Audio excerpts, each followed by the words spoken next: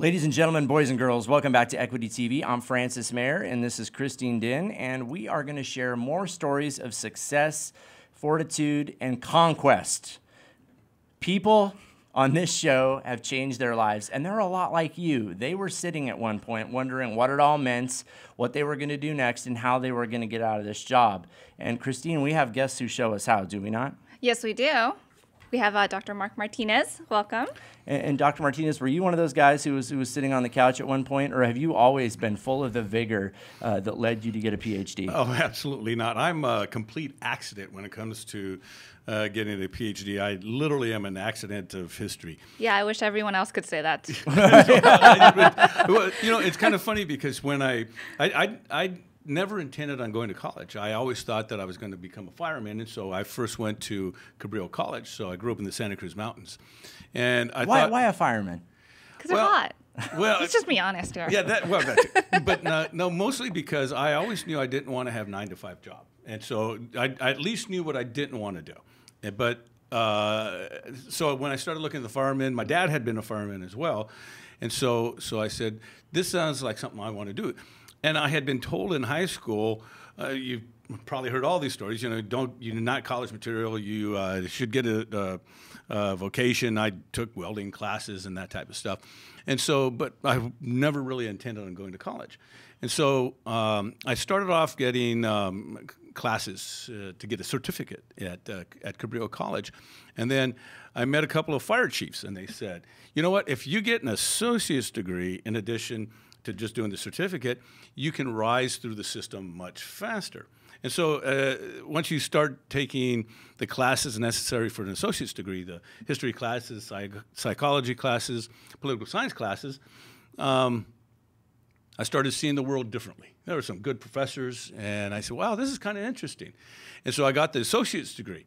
And then they said, you know, if you get a bachelor's degree, in addition to having an associate's degree in fire science, you will climb even faster in the system. And so that's how it all started. I was really not thinking of getting a bachelor's degree. I didn't even think about getting an associate's degree, but I thought, well, if I'm going to promote, then I'm going to promote quickly. So it's a classic example that not a lot of people think of. You go into a field, you think, oh, I won't need that much education, but in truth, you actually do need it. Well, and it's not just the education, it's just moving forward. Yeah, in order to succeed. There were a lot of times I took classes because I had to work. I had to work 30, 35, 40 hours a week, and I would take classes that I would have to drop later on. And so if you look at my transcripts from Cabrillo College, you'll see D's, you'll see F's, you'll see drops, you'll see, it's not very impressive. It's not something that you would think a university professor would have, because I was working too much. I really wasn't into it because I really was working too much. And I always tell students, you know, you need to determine what your limits are. And I'm not one of these. There are certain people that can work 40 hours a week and slam the books and get A's. I'm not one of those people. And so what I did is I figured out that I needed to slow down in the working, and this is when I started to take out student loans, and that made all the difference in the world, because then I went from being a C student to almost a straight A, pretty much a straight A student, and so it's like it's making choices. But at that point, when I decided I was going to get a bachelor's degree, something happened. I took an economics class. I took a political science class that explained the world to me, and I said, you know, I think I want to do this, and so. In spite of the fact that I originally intended to get a bachelor's degree in chemistry, because that's what fire science is all about, I was going to get a chemistry. I said, you know what, I'm going to learn this stuff when I become a fireman, so why don't I just get something that I like, economics, political science. And the next thing I know, not only am I doing well, but professors are asking me, why don't you go to graduate school? And I had absolutely no idea what graduate school was. It was just like, really? What do you do in graduate school? And so for me, again, a complete accident. And then when they told me what graduate school was all about, and I just had never thought I could do any of that stuff. I said, what, a university professor, do research? That's not something we do. And then I thought, well, you know what? I've got an associate's degree in fire science. I could flunk out of graduate school and become a fireman. So it could be worse. And so then I applied, and sure enough, not only did I get accepted, but I got scholarships and grants. And I was very, very surprised, because I never had anything like that. I remember first grant. So you get money for free to go to school? It just blew me away. So. Well, the other thing that I'm hearing in your story is kind of not necessarily education by osmosis, but hanging out with winners. You know, there you go. If you hang out in a tattoo shop for a year, I would be darn surprised if you don't end up getting at least some small tattoo. Somewhere. Even if you tell yourself, like, nope, I'm just interested in the art. I have no desire to get a tattoo. You hang out in a tattoo shop 8 hours a day. And for you, if you are on a college campus several times a week, eventually you're going to see people like you who are doing things, and you're going to go, I got a bachelor. I think I could do that. Yeah. Right? Well, that was one of the frustrating things is I would be in class this is when I was working 30 to 40 hours a week. And I'd see these people who were, I didn't think were any smarter. And matter of fact, many of them I thought were frankly dumber than me. And they were getting better grades than me. And I said, how does this happen? And so then that's when I began to figure out, they don't have to work. Their parents are paying for everything. Oh, okay. Well, let me start thinking about this. And so, but getting to the point is, when you start hanging around with people who are doing well, doing better than you, and if you're motivated and you begin to put two and two together, you say, I can do this. And not only do you say, I can do this, but you start making plans to make it work. And so it's just hanging out with the right people. Well, and you took out student loans, and there's a few students on campus right now who know that I'm speaking exactly to them. You know, you're dressed.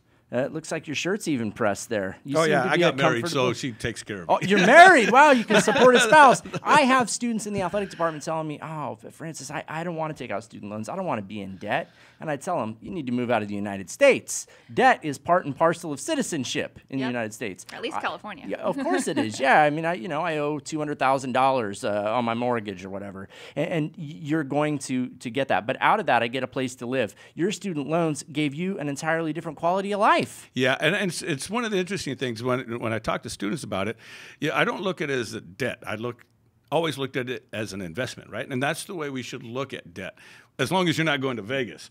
Right, that's negative debt. Yeah, some people do that, right? But it's not all debt is the same. You bring up a great point. And it was, and so when I was able to finally sit back and just study, things just changed. I mean, again, the grades took off. The professors said go to graduate school, and that's when I began to realize that maybe I could do this. And so when I went to graduate school, I went to UC Santa Barbara, and then I met a whole bunch of people. I ended up going down to Mexico, doing some research down there. Got offered from a number of big corporations, offers to do work with these guys, to work for them. And if I had taken them up on their job offers, I would probably... I would have been a millionaire several times over. Absolutely no doubt. Because when I turned down the jobs, the people who actually took those jobs, they're doing quite well. But you're still doing okay, and life is full of gambles. You know, we couldn't predict how that was going to turn out. But let me ask you this. You had an opportunity to become a millionaire. You have a PhD. You're a tenured professor at Cal State Bakersfield. My question to you is, you couldn't have done any of that if you would have got hung up on the fact that you had a couple D's and F's back at Cabrillo College. Yeah. Did anybody along the way say, hey, Martinez, hold on now, wait a minute. I see you got a D here when you were a junior in high school. Or what about this F at Cabrillo College? That never slammed doors in your face? A few people did. You would get a couple of the negative nannies that say, oh, you got a couple D's, a couple F's. But the real smart ones are the ones that say, but look what you've been doing the last couple of years. What schools are looking for, what graduate schools are looking for, what law schools are looking for, they're looking for people who can persevere, people who are persistent, people who are looking forward, and in particular, people who can put it together over time. And so the last couple of years of my my schooling at CSU Chico it was straight A's. It was virtually straight A's. And if you've heard about Chico, I've never seen so many couches on front lawns as I've seen in Chico. It's all true.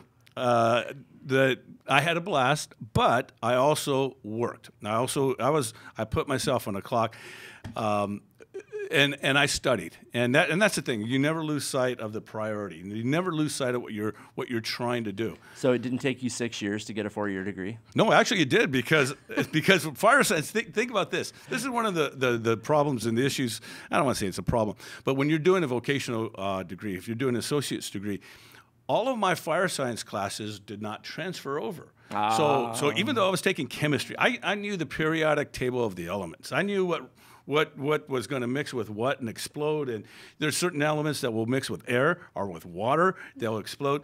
So I knew all of this stuff. I knew the periodic table of the elements, but none of that stuff, because it was considered part of a vocational training, transferred over to the degree program. So I had all these units, but I couldn't graduate because they were not units that counted over. So you'll see people like me with the 6-year program, and you know, but it worked out for me. But it wasn't from sleeping on couches on people's front lawns. You were working. Yeah, and firefighters have a hectic schedule too. Yeah, so. yeah. And I met a number of people. I was on the Blue Card crew in California a number of years back. Went to a couple of fires. Worked for the fire department. I interned over at the fire department at IBM in San Jose. They have this tremendous facility. Just this. It's just a huge facility. It's a city within the city. Yeah. And so, yeah, you get. I got a few different experiences. Do you have the IBM Fire Department patch? No, I should have. Huh? Oh, I collect them. So yeah, I had to ask. Oh, really? You. Okay. Yeah.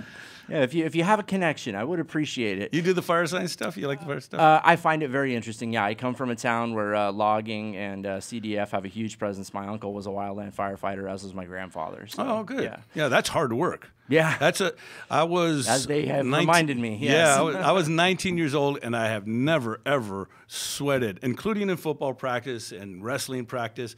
It's just hard work. It was just hard work. That's exactly what they say, yeah. And my grandfather loves to tell a story, or he did, may he rest in peace, about a bear finding him. And apparently he hadn't bathed in several days, and that was very appetizing to the bear. If I were the bear, I would have run the other direction. You know, you're sleeping whenever you can during these fires, and he thought they were giving him trouble. His name was Charlie Brown, also, by the way, which didn't help. Okay. Wow.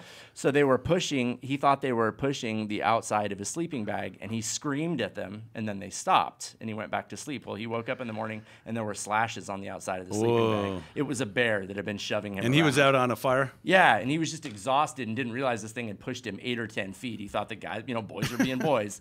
So, no, it's definitely a wild world. And the fact is, you've had some experiences along the way. You didn't take a perfect path to the PhD, but you got a terminal degree, man. Yeah, it happened, and since getting it, the key for me was starting to get job offers in different areas and having options. Because when I first started out, I remember thinking, I have no options. I thought I'm just going to become a fireman. If I'm not a fireman, then I'm going to have to become a grocer or something like that, and then it's just, again, moving forward. Just as long as you're in the right environment and trying to move forward. And yeah, there were setbacks. My parents had some troubles, and there were things you just keep on moving. You hang out with the right people, and just keep your eye on the goal that you've set in front of you. And so I'm going to try to tie this all together with a quote from the beat poet Charles Bukowski, who said, "What matters most is how well you walk through the fire." His name is Dr. Mark Martinez, and he did walk through the fire, and he came out to a pretty awesome job on the other side. Doctor, thank you so much for joining us today on Equity TV. Thank you.